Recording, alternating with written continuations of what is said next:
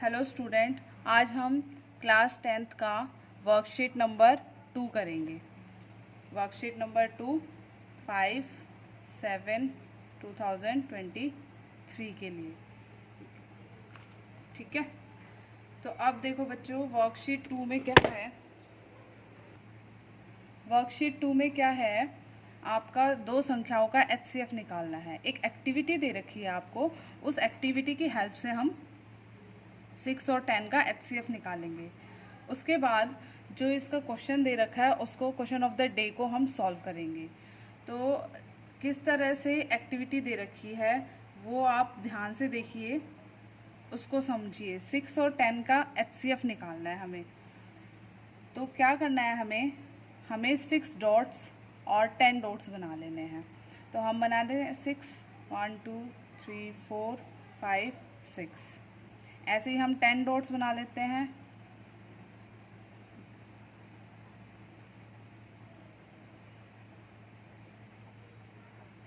ये हमने 10 डॉट्स बना लिए। तो ये हो गए हमारे 6 और ये हमारे हो गए 10। अब जो इसमें छोटा है, जो छोटे सर्कल्स हैं उतने इसमें से माइनस करने हैं हमें। तो अब ये जो 6 हैं इसमें से इसको अगर मैं माइनस कर दूं तो यहाँ पर हमारे कितने सर्कल्स बचते हैं? 4 बचते हैं। और ये हो गया हमारा 6। तो ये देखो, ये 6 हो गया और ये हमारा हो गया 4। अब हमें हमेशा छोटे वाले सेलेक्ट करने हैं। अब इसमें से हमें 4 सर्कल आउट कर लेने हैं। तो यहाँ कितने बचते हैं? 2। और यहाँ बचते हैं आपके 4। अब इन दोनों में से छोटा कौन है? 2 छोटा है। तो हमें क्या करना है? 2 सर्कल्स को आउट कर लेना है। इन 2 सर्कल्स को आउट कर लिया हमने। तो यहाँ कितने बचे? 2 बचे। यहाँ भी 2 बचे। कब तक करते रहना है? जब तक सेम ना आ जाए। तो हमारा 6 और 10 का जो HCF आया वो कितना आया? 2 आया। ये एक एक्टिविटी है जिससे हम HCF को सॉल्व कर सकते हैं। पर ये एक्टिविटी जो है वो छोटे नंबर्स के लिए ही ईजी रहती है। अब देखो, जब हमारे पास 6 और 10 था, इस एक्टिविटी से क्या समझाना चाह रहा है? ये समझाना चाह रहा है कि जो छोटा वैल्यू है, जो कॉमन वैल्यू है इन दोनों में, वो हमारा HCF आता है। 6 और 10 में जो कॉमन आ गया, अब 2 कॉमन आ गया, तो इनका HCF कितना हो गया? 2 हो गया। अगर मैं इसको फैक्टराइजेशन मेथड से या LCM मेथड से सॉल्व करना चाहूँ, फैक्टर्स बना के, कल हमने फैक्टर्स भी सीखे थे, हमने प्राइम नंबर भी सीखा था, कंपोजिट नंबर क्या होता है, सब कुछ सीखा था। तो उसके बाद तो हमने फैक्टर्स सीखे थे। तो हम क्या करेंगे, अब 6 के फैक्टर्स बनाएंगे और 10 के फैक्टर्स बनाएंगे। ये देखो, 6 लिख लिया, ये हमने लिख लिया 10। अब देखो 2 3 जा, यहाँ सारे अभाज्य संख्या आएंगी जिसको हम प्राइम नंबर बोलते हैं, और अभाज्य संख्याएं बोलते हैं। तो 2 3 जा 6, कब तक चलता है? जब तक 1 नहीं आ जाता। ऐसे ही जब मुझे 10 का निकालना है तो हम क्या करेंगे, 10 के लिए उसको भी इसी तरह से सॉल्व करेंगे। जैसे मैंने अब क्या किया, 2 5 जा 10, फिर उसके बाद क्या आ जाएगा 5, और कब तक चलेगा? 1 तक चलेगा। अब मैं क्या करूँगी, 6 को मैंने लिख दिया,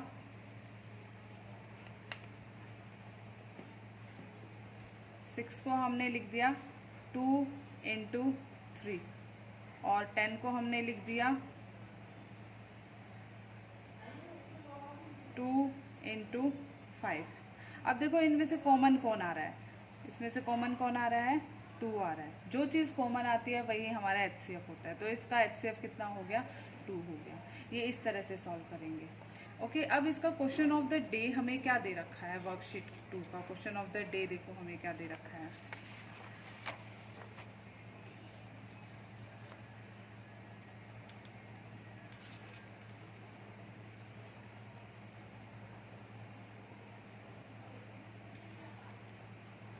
ये वर्कशीट 2 है क्लास 10th के लिए, और हमारा इसमें जो क्वेश्चन ऑफ द डे है वो ये दे रखा है कि 40 और 126 का HCF निकालना है। तो हमने क्या किया, 40 को लिखा, 126 को लिखा। कब तक करेंगे? जब तक 1 नहीं आ जाता। 2 20 जा, फिर 2 10 जा, फिर 2 5 जा, 5 1 जा। ठीक है, उसके बाद 2 की टेबल में 126 कब आता है? 2 6 जा 12 और 2 3 जा 6। इसी तरह से 63 कब आता है, 3 2 ज़ा 6, 3 1 ज़ा 3। और फिर 3 की टेबल में 21 कब आता है, 7 पर आता है। और 7 की टेबल में 1 कब आता है, 7 की टेबल में 7 कब आता है, 1 पर आता है। तो दोनों 1 पर ख़त्म हो गए।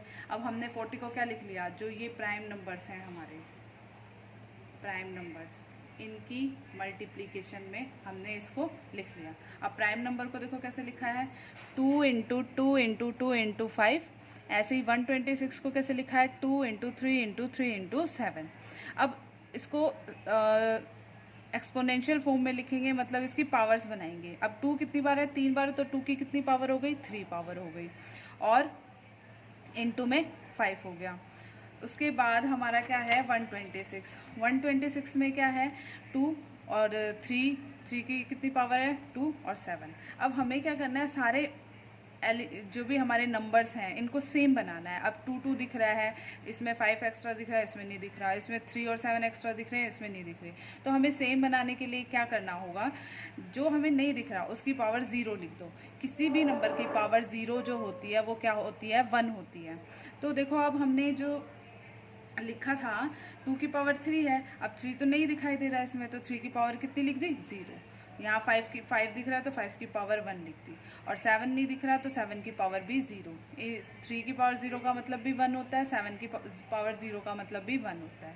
ये हमने क्यों किया, क्योंकि जो ये दो नंबर हैं इनको सेम बनाया ताकि हम ये देखें कॉमन कौन है, और जो कॉमन है उसमें से जो छोटी पावर वाला है उसको हम निकालेंगे, उसको निकाल के हम HCF निकालेंगे, अपना फाइंड आउट करेंगे। ठीक है, जैसे 126 है, इसमें जब हम करेंगे तो 2 की पावर 1 हो गई, 3 की पावर स्क्वायर, अब 5 नहीं है तो 5 की पावर कितनी रख दी, 0 रख दी, और 7 की पावर 1। अभी देखो 2 कॉमन है, 2 में पावर छोटी कौन सी है, ये 3 है, ये 1 है, तो पावर छोटी कौन है, 2 की पावर 1। ऐसे ही 3 की पावर 0 और 3 की पावर 2 में छोटा कौन है, 0 होगा छोटा, तो 3 की पावर 0। ऐसे ही 5 की पावर 1 और 5 की पावर 0 में छोटा कौन है, 5 की पावर 0, तो हमने 5 की पावर 0 को सेलेक्ट किया। हमेशा HCF निकालते टाइम ये देखना है, पहले तो कॉमन देखना है, जो कॉमन होगा उसमें से छोटे वाले को कंसिडर करना है, बड़े वाले को नहीं करना है। तो 7 की पावर 0, 7 की पावर 1 में छोटा कौन है, 7 की पावर 0। अब ये हमारा HCF आ गया। अब 2 की पावर 1 का मतलब एक बार 2 लिखेंगे, 3 की पावर 0 का मतलब 1 होता है। किसी की भी पावर, कितना भी बड़ा नंबर हो हमारे पास, अगर उसकी पावर 0 है तो उसका मतलब होता है 1। ऐसे ही 5 की पावर 0 का मतलब 1, 7 की पावर 0 का मतलब 1। जब इसको मल्टीप्लाई करेंगे 2 1 ज़ा 2, 1 1 ज़ा 1, 1 1 ज़ा 1, ठीक है, तो लास्ट में क्या आ जाएगा, 2 1 ज़ा 2। तो इसका HCF कैसे निकालेंगे हम, 2। तो एक्टिविटी जो इसने बताई थी, एक तो वो एक्टिविटी अलग है, वो उसका कहने का मतलब जो एक्टिविटी के द्वारा समझाया गया था, उसके बेसिस पे समझाया गया था, उसका मतलब ये था कि जो हमारा छोटा नंबर है हमें वो लेना होता है। तो इन दोनों में जो कॉमन है और छोटा नंबर है हमें वो कंसीडर करना है। इस तरह से हम HCF निकालते हैं। तो ये अगर वीडियो आपको अच्छी लगे तो प्लीज़ शेयर और सब्सक्राइब ज़रूर करें। Thank you.